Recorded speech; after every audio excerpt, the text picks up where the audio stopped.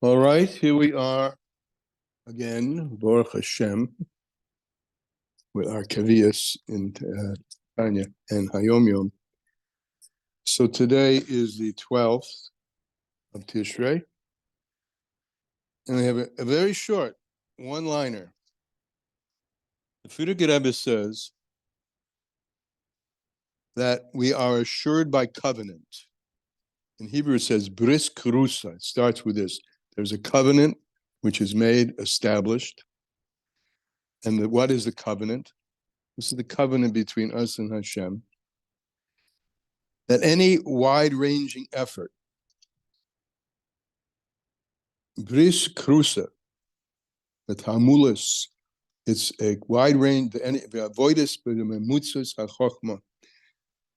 chachma, that anything that's made, decisions that are made that are coming from the chachma of Hashem, that are embodying God's will and wisdom, that would be, this is better and said, I'm just translating the Hebrew, which I think sheds a little bit more light on the English. And anything that's done that way with wide-ranging effort. So there's a covenant established between us and Hashem that any activity that is done in the pursuit of what Hashem wants to be done in this world, and if it's pursued with wise counsel, right, if it's done correctly, the way the Torah wants it, and with friendship, Ahavas Yisrael. This is especially talking about pursuing relationships, human relationships with each other, according to the way Hashem and the Torah and His Torah have established it. So such activity is never fruitless. You'll never come back empty-handed. You'll always come back with a full hand, pursuing relationships according to the way Torah has asked us to do. That's today's Hayom Yom. Okay, lessons in Tanya. By the way, yesterday a number of people couldn't wait to ask questions, and we did it. And I like that, by the way. I think it might, I don't know why it hasn't occurred to me before to even say that. Oftentimes you may have a question on your mind, and if you know you've got to wait to the end, you may forget about it or your mind goes somewhere else. So I'm okay, and if you want to raise your hand in the middle of the conversation when it's occurring to you, so much the better maybe. Lessons in Tanya. So here we are, concluding this long, rather esoteric letter on page 411. 411. And then in Likutei Amurim, page 262. Is that correct? No. Not true. 264. Yeah. 12th of Tishrei. The line begins, Tachlis B'riyas ha'odam, in close parentheses, and begins, Umezeh Yuvin. From this will be understood. So there are two principles that I want to single out here from what we've said before, and to explain from this will be understood. What is this?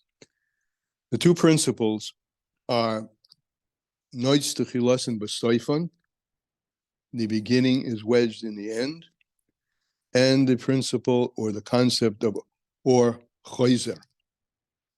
I'm going to put up here, as I was learning this, I just sketched this little diagram. If you can't see it, raise your hand. I think it's in front of the camera. All right. So we have this stick person in the middle. The stick person is meant to represent the verticality of the straight light, the Or Yosher, the Kav. That's why I've drawn him so thinly. He's just a beam of light, right? He has a little head and he has feet, right? The beam of light comes from, that's the Kav. This is the Or Mamale, the light which fills everything from top to bottom.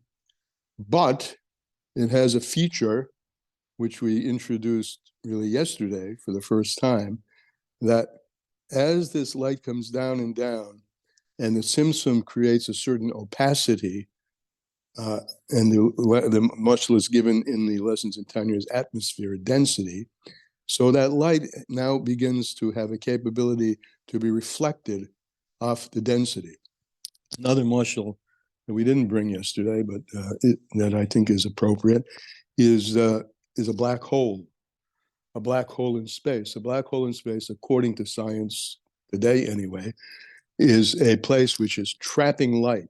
And the light there is very, very dense. Were it to be exposed, it would burst forth from the darkness, a burst of light, a reflected light, or light which is coming from inside the darkness, an intensity which is much greater than the beams of light which entered into it.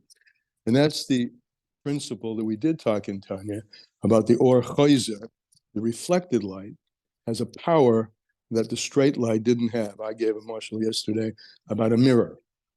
There's light in the room when it hits a mirror, and if it's reflected into your eye, it's going to be much stronger. So that's one principle we spoke about, the or choizer.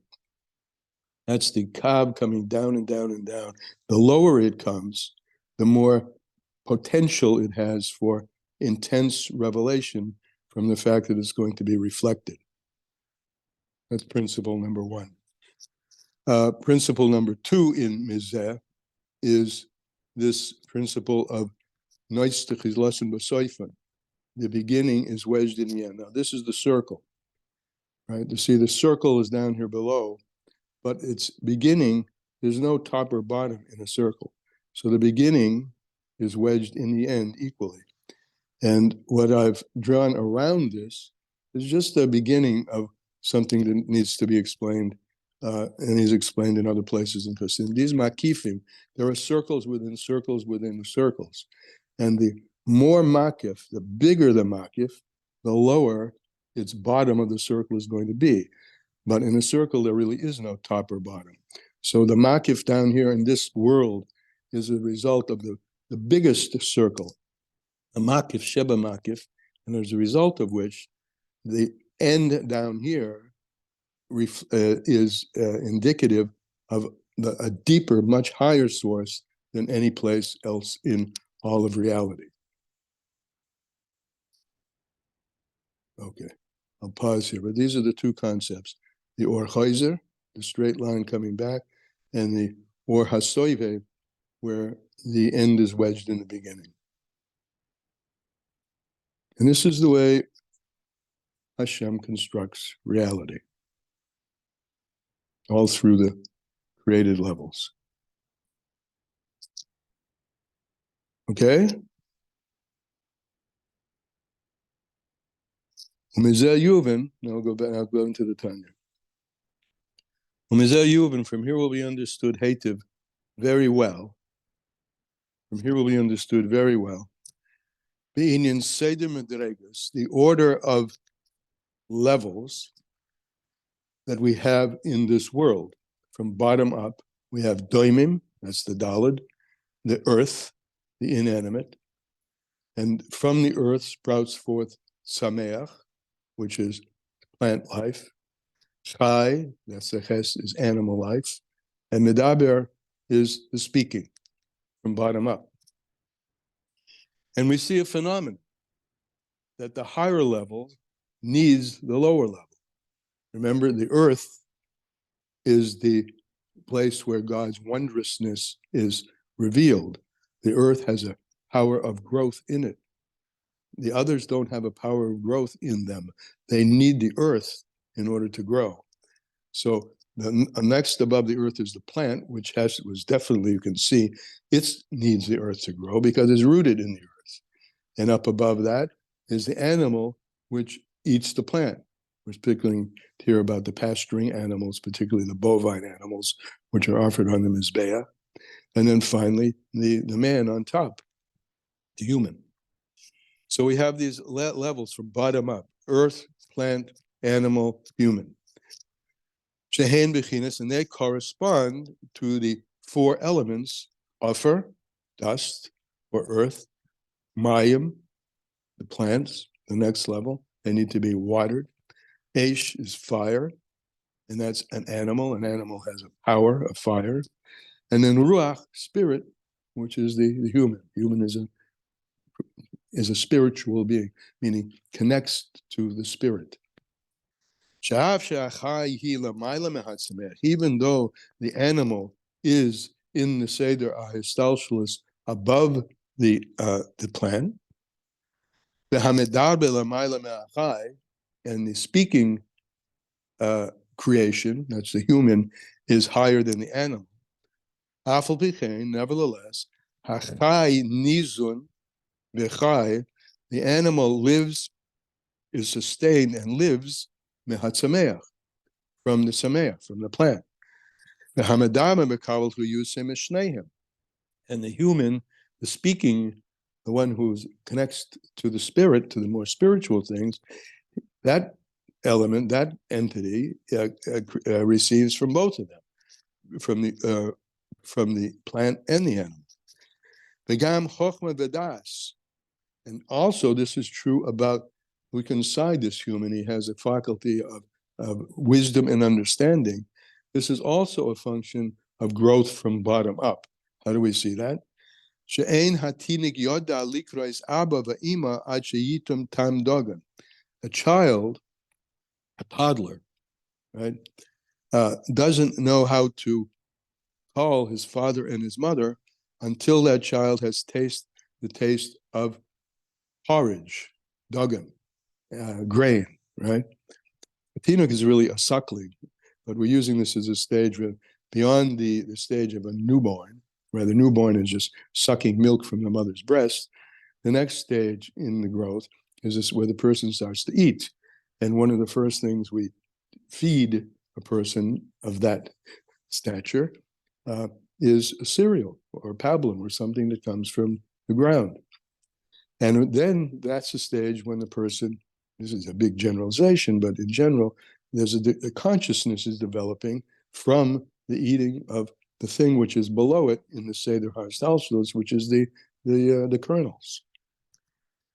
And we see, so that's one thing that we see, that a child doesn't know how to call father and mother until the child tastes the taste of the grain.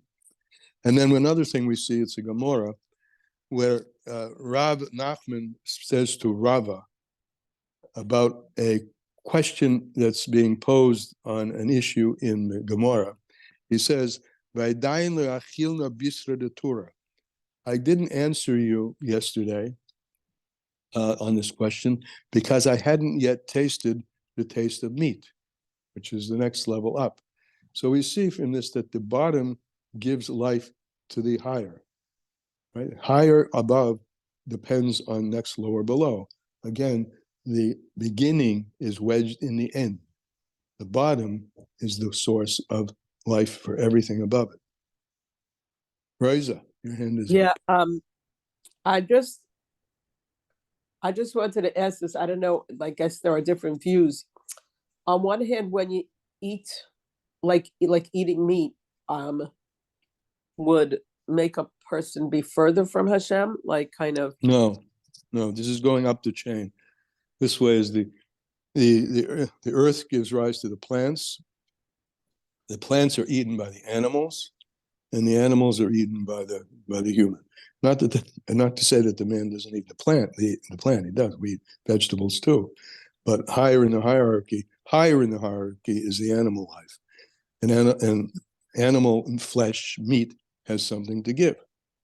I'm not a nutritionist, but certain proteins are available in meat that apparently are not, and things in meat apparently not available in the plant life. We have a nutritionist here and can tell us anything about, but that's the hierarchy. It's the bottom up. The higher level is the meat. So the view of Tanya is that eating meat would help a person to be closer to Hashem? Right. Well, yeah, exactly. It's not just the view of Tanya. Remember, this is a quote from the Gemara. Yeah, this is a quote from the Gemara. I wasn't able to, my brain wasn't able to give you and delve into this answer. Rav Nachman says to Rava, until I ate the flesh of a Torah as a bull or a cow. Yeah. Kihu bechinas or choizer. And why is that? These are all examples of or choizer. The most light energy is in the bottom, right? And then it rises up from the bottom up. Mata lamayla. These are the next words, from below to above.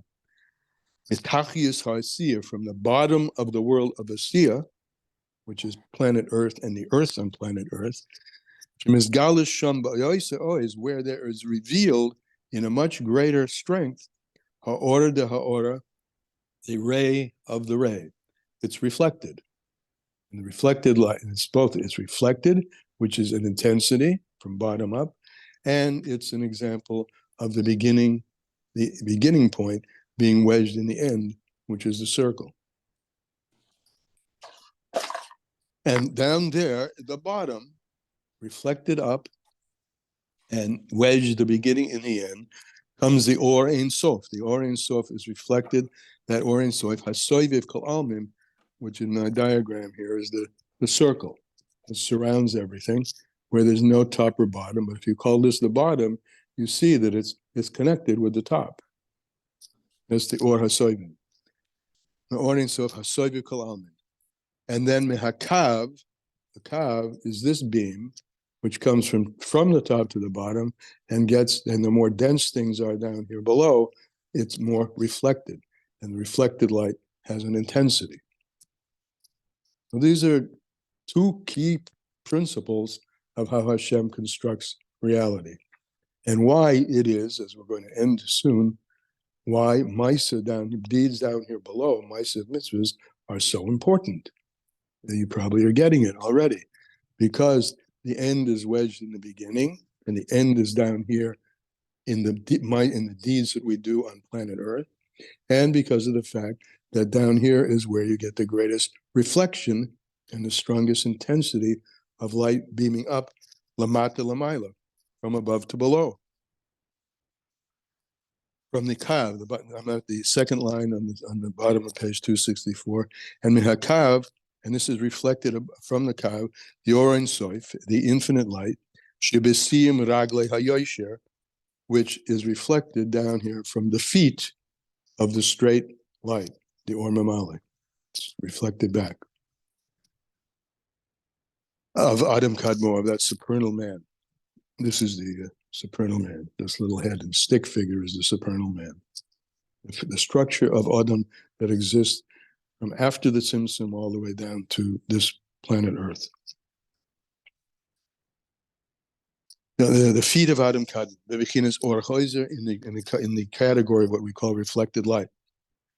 Okay, bottom of the page, and going right up to the top. V'yuven heitev b'zeh. So from all this, and this is the way that this letter is going to end. From all of this, at least we should take away, even if we may not instruct really get the details, hopefully you do to some extent, we should at least understand very well tam v'das, the reason and the knowledge, ma'ashem malachim elyonim, that which the supernal angels, Shabbamakava, were on the chariot that Yehezkel and Isaiah as well, but we usually use the chariot of Yehezkel. These angels, the angels up above, well, they're the animals on the Merkava, right? The Chayas HaKodesh, we call them in davening, the holy animals.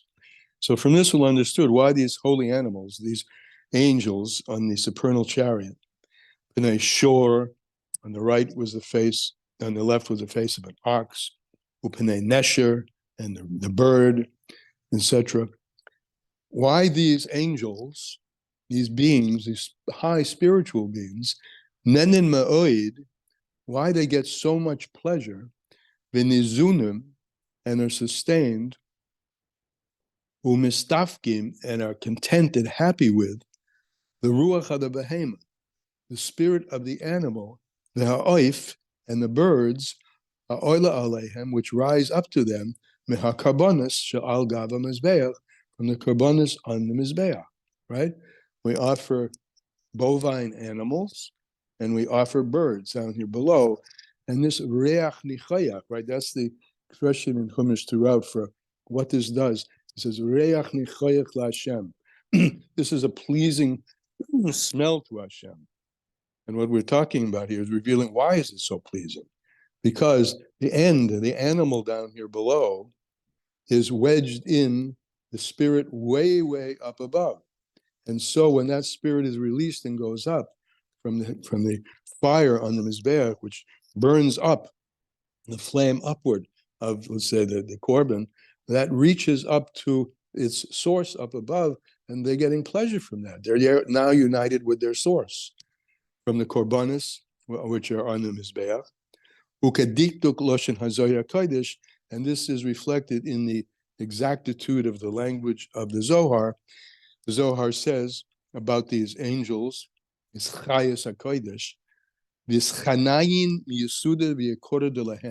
getting pleasure from their fundamental and root of them, which is the or choizer down here below. They're getting pleasure. And this is the conclusion. And after all this, understanding through the two constructs of the Or HaSoivev, where the end down here below is wedged in the beginning, and the Or Choizer, where the more dense of the area in which the light is going, which is the lower and lower, the stronger the reflection. So one understands this after after these words of truth, it will be easy to understand, to understand, through all this, kol hanal, everything through al yedei kol hanal, through everything we've said above, goydel maila hamitzvos ma'asos, the greatness of the deeds we do down here below with the mitzvahs. Ashehein tachlis yuridus hanashamis la'olam hazeh, which is the whole purpose of the descent of souls down into this world, right? And maybe belaboring the point, but this world is the container for the greatest strength, the Or Choizer, and the greatest infinite, because the end is wedged in the beginning, down here below, contrary to what one might think and what probably most people think. They just think of this as the bottom of it. Even if they're thinking at all about this structure, which most people are not, they're saying, well, Earth is just, what's Earth? It's just a flick in the pan, it's just a speck of dust in the universe, right? This planet is just one of an immeasurable amount of dust, right? And this is just dust, and above this is much higher. This is the notion that spirit is higher than flesh. But this is all reversing this. Flesh is gashmius, is rooted higher than ruchnius. The beginning is wedged in the end. Soif ma'aseh b'machshava techila. The last indeed, the gashmius, is the first in God's thought. That's why his focus is here. Yiridus agashmius lo'olam hazeh agashmi. So let me repeat this. So this will be understand the great virtue of mitzvahs ma'asos, which are done at the bottom of the heap. The tachlis of Yeridus HaNeshamas LeOlam Hazeh Hagashmi in this physical world. As the pasuk says, Hayem La'asaisim. Today, down here, planet Earth, is the time for doing them.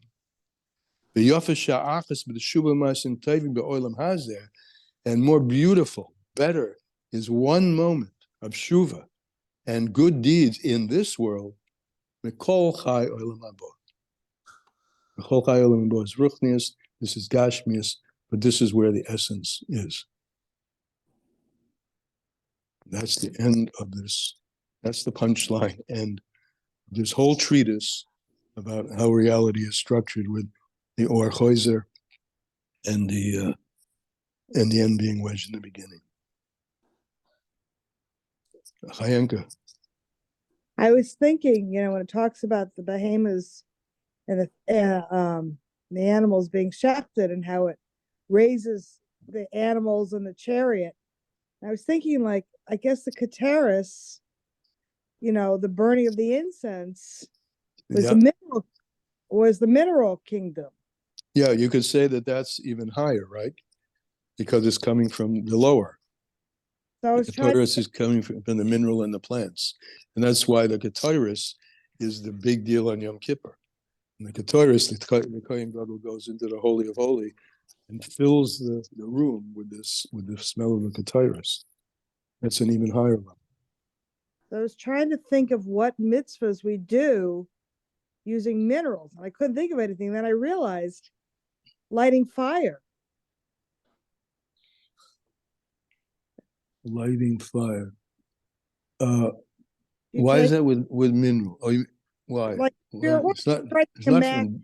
sulfur. Salt on the table. It's the Oh, I salt see on what the you're saying. table, the mizbeach. I got okay. Good. Okay, good.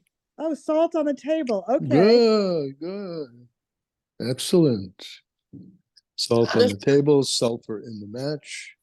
So I was The- thinking we're doing Shabbos every week, but the salt is even more every day. Yeah. The breastplate of the Kohen Gadol is made up of stones from the down in Ah, earth. excellent. Stones, the breastplate of the Kohen Gadol. Why didn't he use that mushroom, huh? I don't know. He used instead a lower level. It's interesting. The angels are lower than that, and they get it from the highest, and the stones, which are lower, of course, reach much higher. Beautiful stuff. Thank you. Today's mitzvah in Sefer HaMitzvahs was about putting salt with everything you give, Okay, including salt with everything. this is great. People who learn, who chazer this shir online will see secrets that are not even written in the Tanya today. Yeah, I wanted to also share that when we say a bracha out loud and someone answers Amen, so the numerical value of Amen is malach. And like Amen is 91 and malach, the mem is 40, lamed is 30, aleph is 1, chaf is 20 more, that's 91. So it's similar to what it's saying here, that the angels are sustained from the carbonos. So the angels are sustained from the blessings and the amens. Like Okay. I think it's very encouraging, and it brings a person simcha into their day to know that, like, we think of the higher world as so separate from us. But when we learned today in Tanya, we learned that really the angels care about our brachos, and they care about what we're eating, that we're eating with the intention to serve Hashem, and they care about our mitzvos, because actually that's how Hashem set up the world, that angels receive. Why does it say that the angels were scared in Unasana Tokef? Like, we're the ones being judged, they're perfect, because they depend on our mitzvos, so they're it's all connected. The angels, Not only are they that's how connected, but Hashem set it up. they not only are they connected, but they get pleasure from it. Yes, so they are looking. They do want us to be written for a good life and for many more opportunities to do mitzvos, because they get pleasure from our mitzvos. Right. And it's like you have, I don't know, it's like you have 100 uncles and aunts up there who happen to be angels, who are connected to you. You don't see them, but they are connected to you and to your mitzvos. I don't know. My uncle, I'm thinking, would not be happy to be called a chaya. Yeah, my Bubby used to call me a wilde chaya. Yeah, so there was this teacher who was, he was a teacher who was, he both knew Torah and he taught the boys in high school.